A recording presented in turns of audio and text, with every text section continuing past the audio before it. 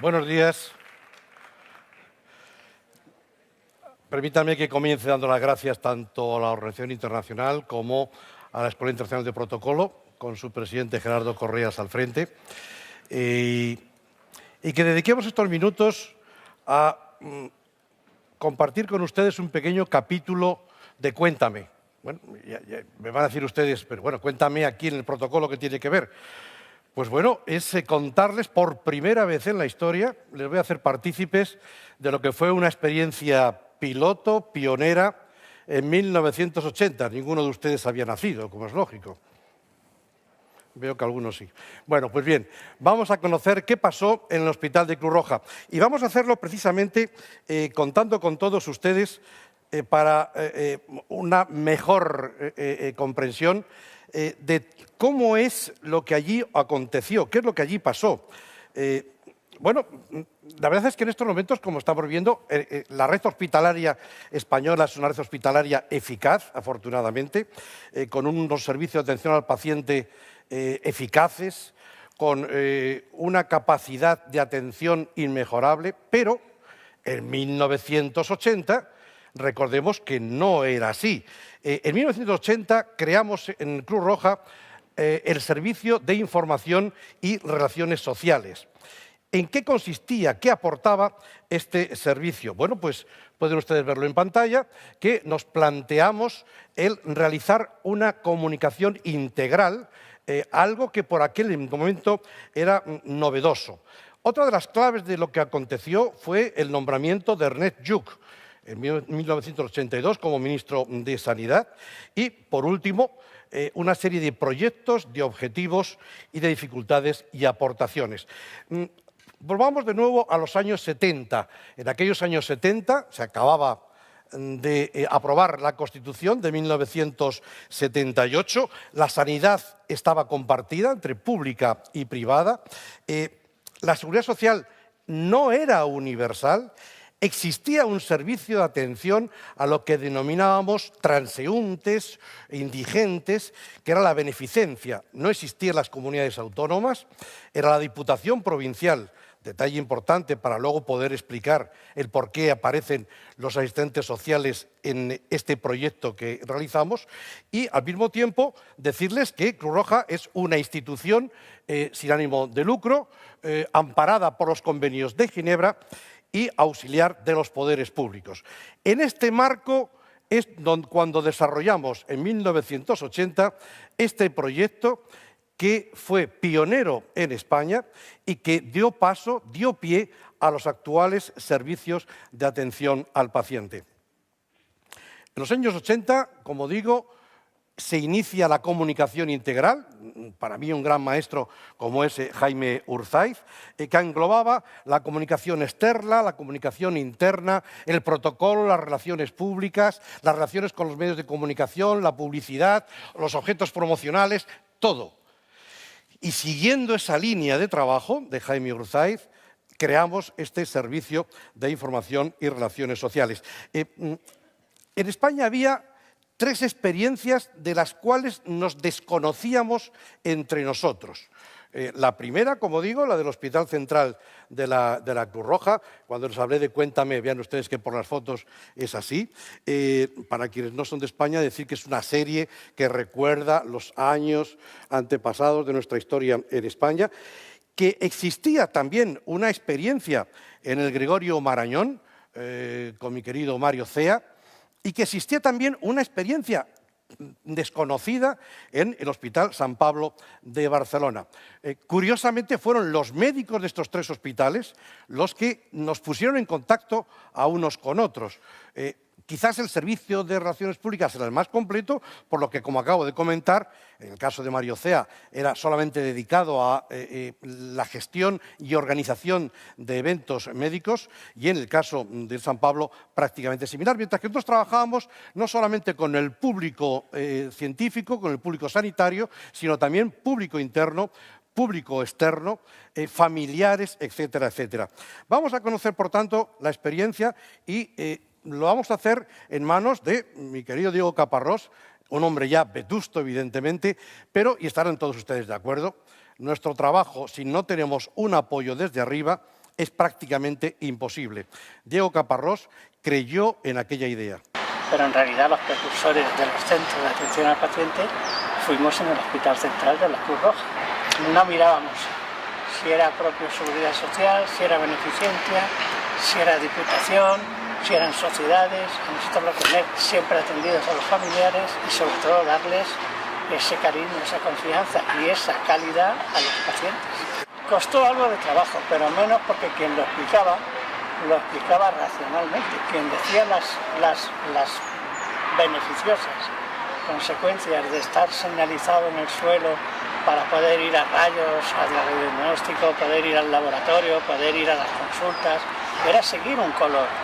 El poder tener aquí los propios trabajadores una guardería, el poder tener sus hijos aquí, el saber que estaban bien atendidos por sus propios compañeros, por su gente, les daba una confianza tremenda. Y si a esos les sumabas que aunque no se dieran mucha cuenta, pues si querían dinero solo tenían que cruzar y tener el banco en su propio trabajo, pues les hacía no perder tiempo. También tenías en el otro aspecto de información, era fundamental el servicio fuimos también precursores bastante en eso, de la información que daban las asistentes sociales que se encargaban de los pacientes y de los familiares. El hecho, por ejemplo, de que no pasase ni media hora en que un familiar tenía conocimiento a través de la asistencia social, a través del Departamento de Comunicación, Miguel Ángel Moncholi, que cogió y fue precursor de una asociación de salud con otros periodistas dedicados entonces a la salud, pero que no tenía el protagonismo que hoy ya tienen, fueron precursores en esa asociación, abrieron el hospital, es decir, que esto de hospitales de puerta abierta y tal, esto de ahora, o que se dice ahora, esto ya fue en el año 80, en el Hospital Central de la Cruz Roja. Y además con una continua innovación en ese aspecto. De ahí luego, más tarde, evidentemente, con los años, bastantes años, ya nacieron los centros de atención al paciente. Pero nosotros en realidad eso ya lo teníamos superado. Una experiencia, sin duda alguna, que sirvió para que en la actualidad en España se creen esos servicios de atención al paciente. ¿Qué es lo que hacíamos? Bueno, pues vamos a ver el desarrollo. En el año 80 se crea, como decimos, ese servicio de información y relaciones sociales.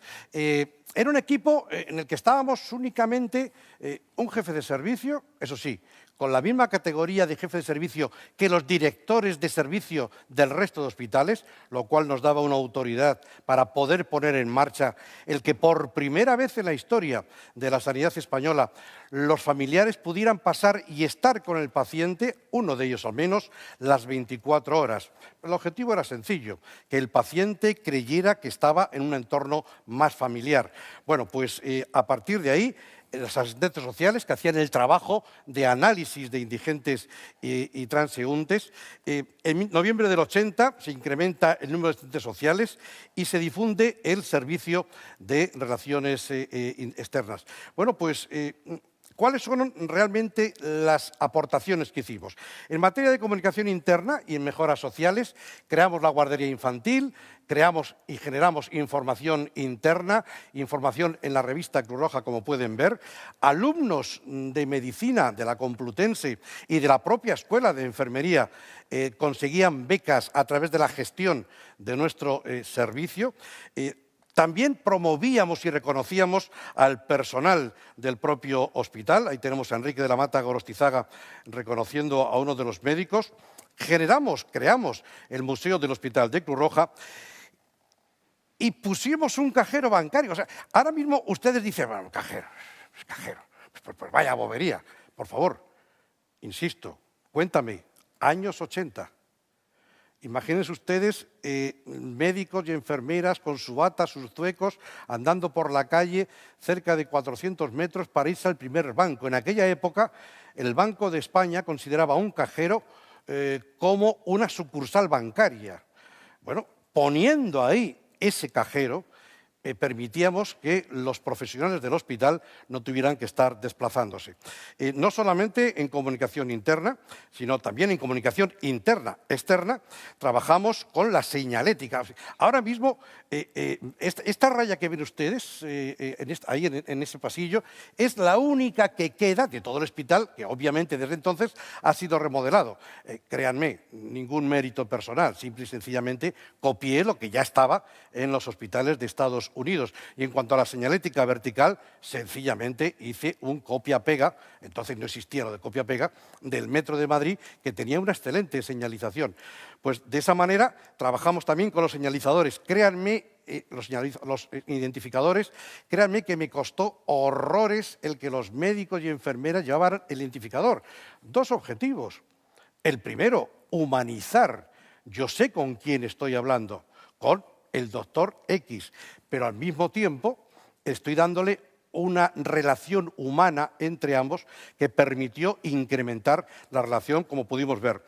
Efectivamente, el acceso de familiares 24 horas. En aquella época, en la Seguridad Social, solamente se podía estar de 4 a 6 de la tarde, dos familiares por paciente, y de esta manera incrementamos, como digo. ¿Qué fue lo que me permitió convencer a los médicos, a los directores de servicios, sobre todo a un tozudo Santos Mayagray, excelente cirujano, pero con el que lo pasé fatal?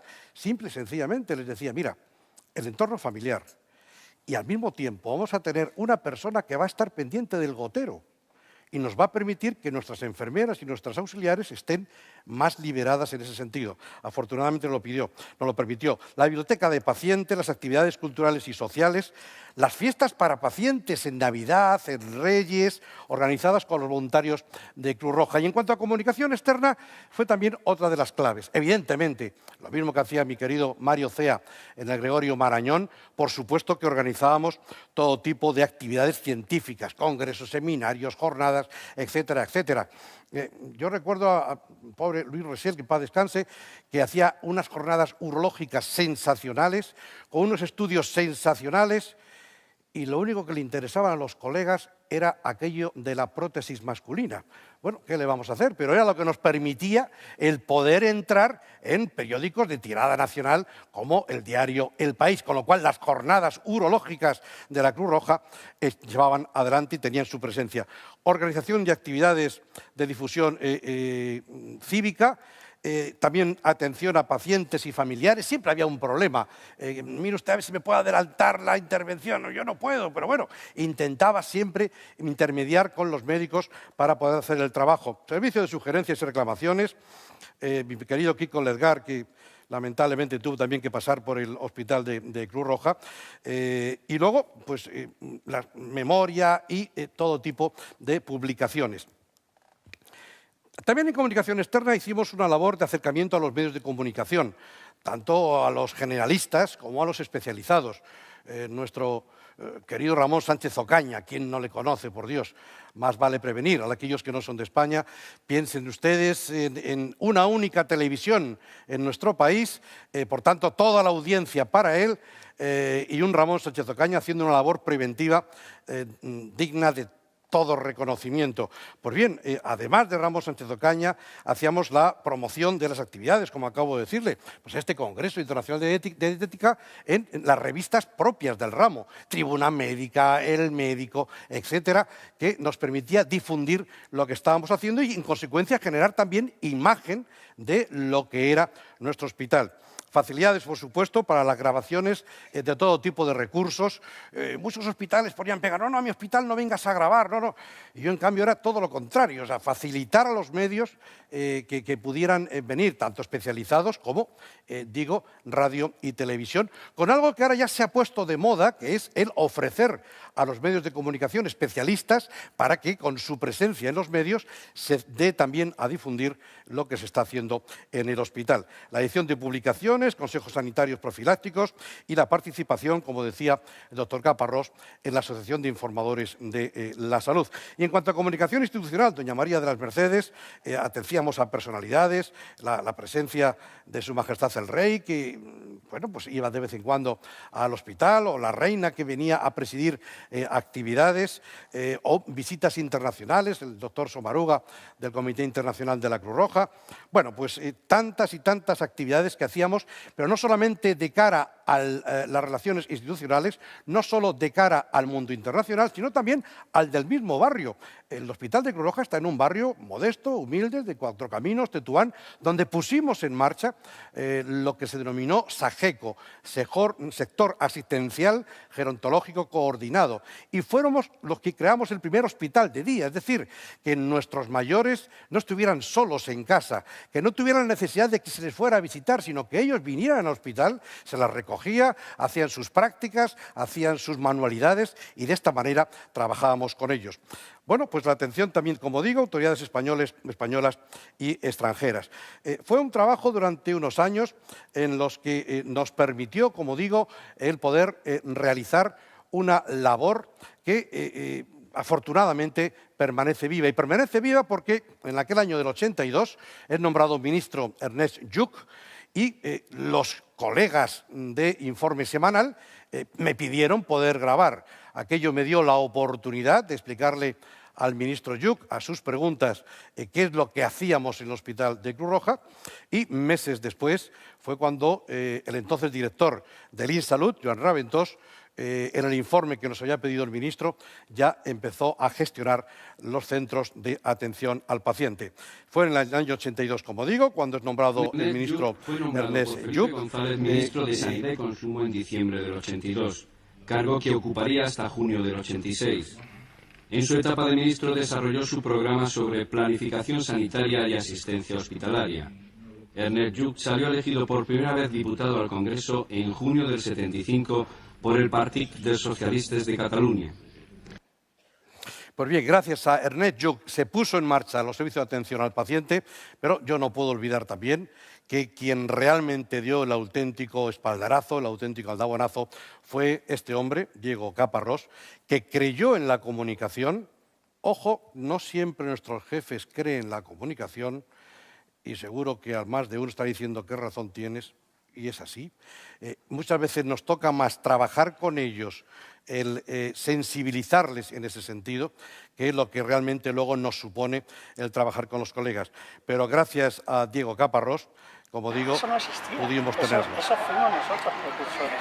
Y además con una continua innovación en ese aspecto. De ahí luego, más tarde, evidentemente con los años, bastantes años, ya nacieron los centros de atención al paciente. Pero nosotros en realidad eso ya lo teníamos superado. Pues ustedes han sido privilegiados. Es la primera vez que se da a conocer esta labor que se hizo en Cruz Roja, de la cual personalmente me siento orgulloso y muy agradecido, tanto al doctor Caparrós como a las asistentes sociales que hicieron posible, y a los médicos que poco a poco fueron creyendo en esta idea. El Hospital de Cruz Roja ahora sigue dentro de la red hospitalaria pública y, por supuesto, cómo no, tiene su centro de atención al paciente. Pero el origen de que en todos los hospitales de la red pública ahora tengamos una referencia fue esta experiencia que en 1980, cuéntame, pudimos poner en marcha en el Hospital Central de Cruz Roja. A todos ustedes, gracias por su atención y sobre todo por su paciencia, pero permítanme que hayamos revivido 37 años atrás lo que fue una auténtica realidad. Por eso me he permitido, con todos los compañeros, brindar también con todos ustedes. Algunos de ellos ya con más canas, pero bueno, ¿qué le vamos a hacer? El primero, quien les habla. Muchas gracias y espero que hayan disfrutado con este momento en el que hemos compartido experiencia e historia. Ustedes, ya les dije, que eran partícipes del Cuéntame, y así se lo he contado. Muchas gracias.